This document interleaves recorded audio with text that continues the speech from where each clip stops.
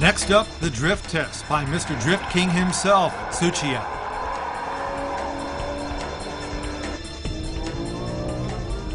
This is the fun part of driving, and one way to enjoy a sports car.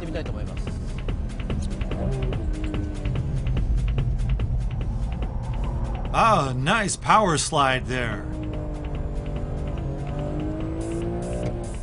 The car's movement is very light.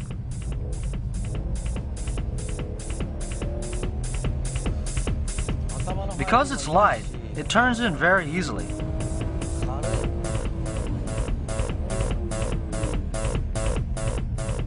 Oh, here's a little understeering.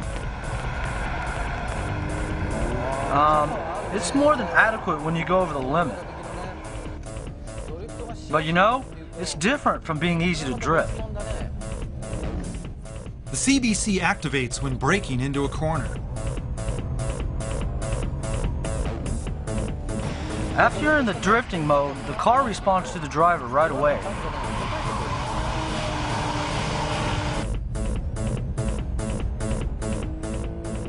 It responds back to countersteer.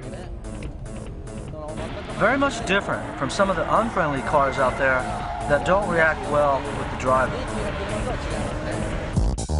With the RX-7 having the same layout as the M3, we know the RX-7's fast, but is it any fun? The feel of the suspension is similar to that of ones found on typical sports cars. Is it fun?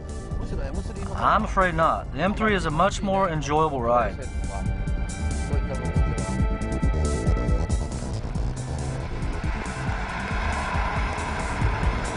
Designing the car to go faster and making a car fun to drive are two different things. It's hard to draw the line.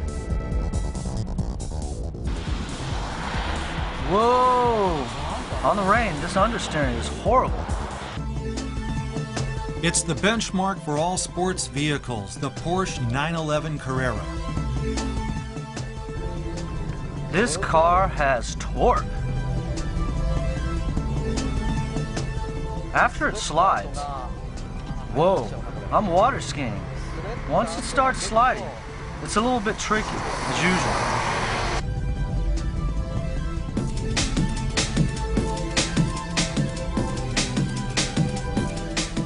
Compared to the the M3 and the RX-7, the steering action of the Porsche has to be a bit quicker.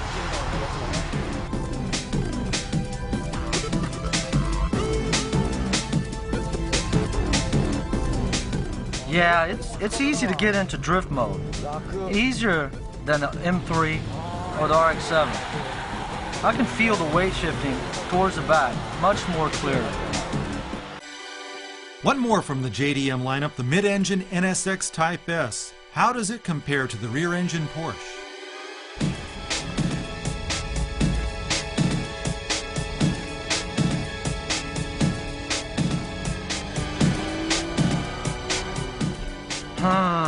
It's easy like the Porsche. Simple to change the car's direction. The car just goes in the corner if I give it a little brake action. The Carrera and the NSX are both predictable. Even though they're both extremely fast cars, they have room for driving pleasure as well. There is sufficient capacity for turning the car's direction with the gas pedal. This is what I'm talking about.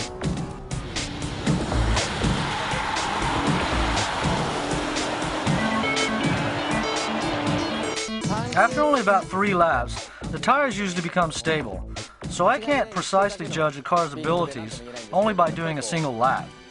Basically, all the cars were equipped with ABS, which caused the car to understeer at the entrance of each corner. So it wasn't exactly a drift test. But the Carrera and the NSX had enough to convince me from the single lap that the car didn't need any warm-up for me to control it.